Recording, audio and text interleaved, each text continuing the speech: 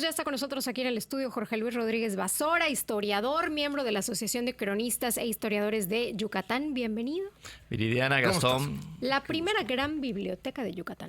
Gran biblioteca y también el primer gran museo de Yucatán. Okay. Y todo se lo debemos a un personaje. Sí. El obispo Crescencio Carrillo y Ancona.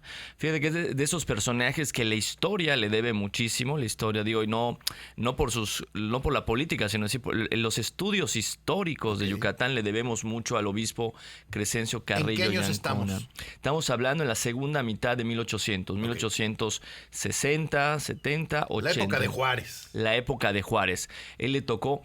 El obispo Crescencio, hay que decirlo, fue un sacerdote católico de la ciudad de Izamal, yucateco, amante de la cultura yucateca de los mayas. Recordemos que la cultura maya hoy la valoramos, la ponemos en un pedestal, pero muchos años estuvo perdida. Los investigadores, no sé, al contrario, hasta... Oculta incluso. Oculta, ¿no? Incluso, lo negaban, no se hacía esta gran promoción turística. Entonces tenemos un sacerdote que después se convierte en obispo. Él fue primero obispo auxiliar y después obispo de Yucatán. De 1887 a 1897, 10 años fue obispo, de verdad le tocó toda la parte de reforma, pero él, desde siendo sacerdote, comienza a guardar documentos, comienza a guardar libros, comienza a guardar piezas arqueológicas, ¿de acuerdo? Y va generando un acervo. Entonces, que es, no solo, digo, ahorita viene a hablar de la gran biblioteca, como nuestra gran biblioteca de Alejandría. Sí, claro. Que por fortuna, ahorita les adelanto, no la perdimos, no se quemó.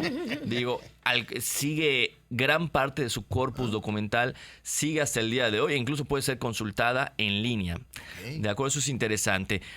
Entonces este obispo, mientras era sacerdote, empezó a juntar, él quiso investigar. Recordemos que le tocó la guerra de castas, también hubo ese conflicto de que por qué pasó esto, por qué los mayas rebeldes están peleando contra los blancos. También le tocó pues el segundo imperio de Maximiliano, los franceses. A él le tocó recibir a la emperatriz Carlota. También recordemos que con la época de los franceses, desde Napoleón, tenían esa idea de revalorizar las culturas antiguas. Por ejemplo, Napoleón con los egipcios. Aquí se hicieron expediciones científicas. Entonces él decía, bueno, mucho, o sea, ¿qué está pasando con los mayas? Gente de fuera de Francia vienen a investigar de los mayas. Había investigadores alemanes, bueno, lo que era alemán en ese entonces, venían. Pues él también quiso estudiar, fue un gran estudio, el primer gran estudioso de la cultura maya, de su lengua, ¿de acuerdo? Y fue juntando una gran cantidad de libros, de piezas arqueológicas. Él fue amigo de Justo Sierra O'Reilly. Él toma la palabra y dice, vamos a hacer un gran museo. Fue nuestro primer museo. Muchas piezas que hoy están en el Palacio Cantón vienen de su colección. Es todo un proceso del Museo Yucateco que en otra ocasión vamos a hablar de él, de este gran museo, cómo se fue transformando. Pero tenemos que decir que él, imagínense, fue un enlace, yo siempre lo he dicho, es una persona importantísimo. Primero porque hizo estudios de historia.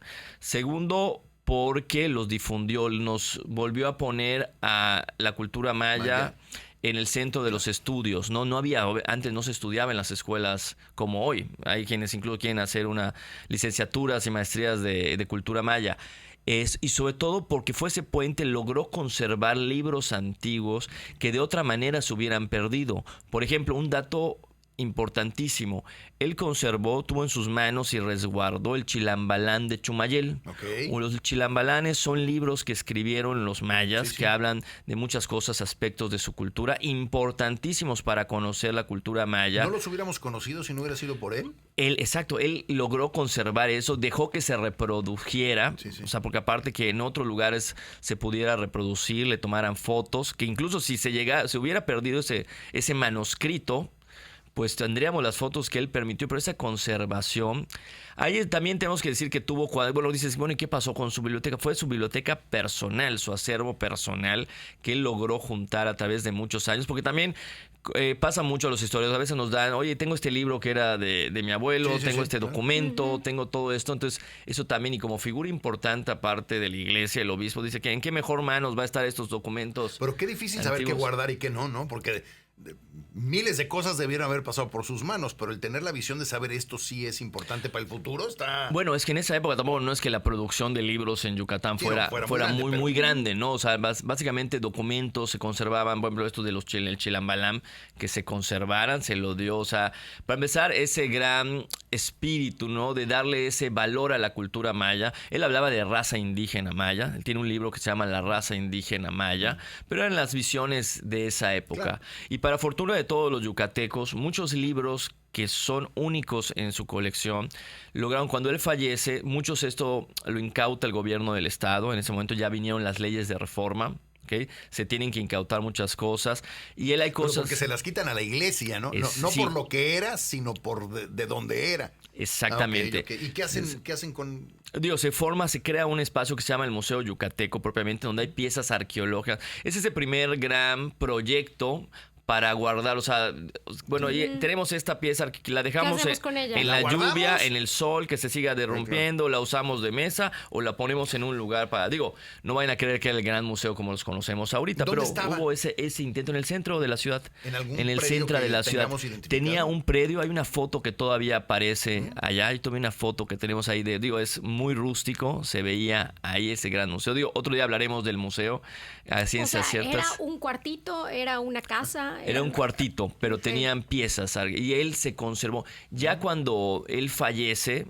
con el paso de los tiempos hay un legado, su albacea, él dona muchas opciones, dona muchas piezas, pero lo más importante, los libros, que si él no hubiera conservado esos libros, o sea, fue el puente entre generaciones, desde Justo Sierra, incluso entre los mismos sanjuanistas, esas bibliotecas que debieron haber visto los sanjuanistas, por ejemplo, ese fue ese puente de él para que nosotros pudiéramos conservarlo. Y sigue, entonces esa biblioteca, ese acervo, de hecho, siguió pasando de manos en manos. Ya en los años 30, cuando viene con Lázaro Cárdenas toda esta idea de ya el redescubrimiento de nuestra cultura, se crea el Instituto de Estudios Yucatecos, de Estudios Mayas, se crea o sea, esa biblioteca que él tenía sigue estando. Lo valioso es que se conservó como su biblioteca. Okay. O sea, no se fue dividiendo como hacen ahorita, se siguió conservando su biblioteca. Y así poco a poco, es una historia un poquito larga, fue pasando de instituciones, de partidos políticos. Pero de siempre centros, completa. Completa. Y hoy hay algo que nosotros conocemos, la Biblioteca Virtual de Yucatán, Okay. que una parte muy importante de su acervo, de hecho lo pueden consultar y los invito a que consulten en línea la Biblioteca Virtual de Yucatán, y están digitalizados muchos documentos. Ya es muy difícil que nosotros como historiadores, investigadores podamos tocar esos documentos, podamos ir a la biblioteca. Hubo un momento en el que sí se podía, el fondo reservado Carrillo Yancona, podíamos tocar esos libros que él estaban? conservó. Ese estaba en lo que era el Diario del Sureste. Ok. Estaba la biblioteca virtual, o sea, estaba se le llamamos biblioteca. Centro de Apoyo a la Investigación Histórica. Ok. Se llamaba Centro de Apoyo a la Investigación, que estaba una parte muy importante, era el fondo Crescencio Carrillo Yancona. Ya. Se siguió conservando. Gracias a las gestiones de diferentes autoridades políticas, hoy se conoce como la Biblioteca Virtual de Yucatán. Pueden consultarla, pueden descargar los documentos, es completamente gratuita. O sea, yo y muchos investigadores, cuando intentamos ver algún documento, ya ni tengo que ir a la biblioteca, puedo descargarlo, está digitalizado, un muy buen sistema de digitalización, y todo gracias a este hombre, un sacerdote que muchos escuchan por ahí el nombre de Carrillo Yancona, hay alguna calle por allá. Exacto. Pero, y estoy hablando de su labor como investigador, también tendríamos que hablar como su labor como historiador y sacerdote y obispo. Es una persona igual, ha sido un poquito olvidado por la parte, pues era sacerdote, recibió a Carlota la emperatriz, no fue muy bien visto. ¿Escribió él algo? Sí, tiene varios libros. Tiene varios libros, por ejemplo, es interesantísimo. Este que decías de la raza indígena, ¿no? Sí, porque le tocó esa parte, le tocó ser obispo y tener a los mayas rebeldes a un costado. Por eso, sí. Entonces él quería entender toda esa parte de la cultura maya. Por ejemplo, hizo tratados sobre a quién le pertenece Belice, el Petén-Itzá, es a Yucatán, a México, a Inglaterra. O sea, sí tiene muchas de la literatura en Yucatán. Su gran obra es el obispado en Yucatán. O sea, porque empezó a escribir la historia de los obispos, desde los primeros obispos, Diego de Landa, Francisco de Toral. siguió preparando. Entonces ¿Dónde ahí se lo consiguen estos publicó. Bueno, el obispado, que yo sepa, ya no, o sea, hizo sobre en su momento de final, en el siglo pasado. No hay en los reimpresiones ni 80 nada. se hizo una reedición, pero ya no se conserva. No son esos libros pendientes que necesitamos reeditar para que la gente lo pueda consultar. Sí, claro. Pero están en las bibliotecas y hay muchos digitalizados. Yo los invito por lo pronto a que visiten la biblioteca virtual Sí, yo de he entrado. Yucatán. Es una maravilla. Y están periódicos, documentos, importantísimos. Sí, vale mucho la Jorge, pena conocerla. Te seguimos en Crónicas de Yucatán. Por favor, Sí. Crónicas de Yucatán y también Biblioteca Virtual de Yucatán. Es interesante. está. Métase nada más a darse una vuelta y va a ver qué interesante es. Jorge Luis Rodríguez Basora, historiador y miembro de la Asociación de Cronistas e Historiadores de Yucatán. Muchas gracias. Muchas gracias. Gracias a ustedes.